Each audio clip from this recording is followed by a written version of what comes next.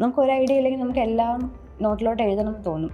പക്ഷേ കറക്റ്റായിട്ട് PYQും സിലബസും അടുത്തുണ്ടെങ്കിൽ, അതിനെപ്പറ്റി ഒരു ഗ്രാഹ്യം ഉണ്ടെങ്കിൽ, നമ്മൾ ആ വാല്യുബിൾ ആയിട്ടുള്ള കാര്യങ്ങൾ മാത്രം, നമുക്ക് കണക്റ്റ് ആവുന്ന കാര്യങ്ങൾ മാത്രം, ഇതിൻ്റെ ഒരു മിക്സ് എടുത്ത് നോട്ടിലോട്ട് എഴുതുക എന്നുള്ളതാണ്.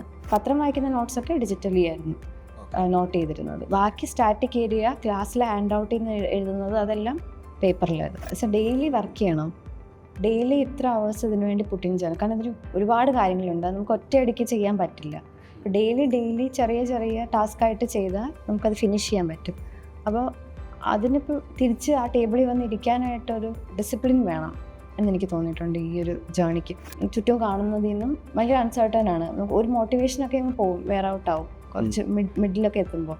അപ്പോഴും ആ ടേബിളിൽ വന്നിരുന്ന് എനിക്ക് പഠിക്കണം എന്നുള്ളൊരു പുഷ് ഉള്ളിൽ നിന്ന് വേണം സർ.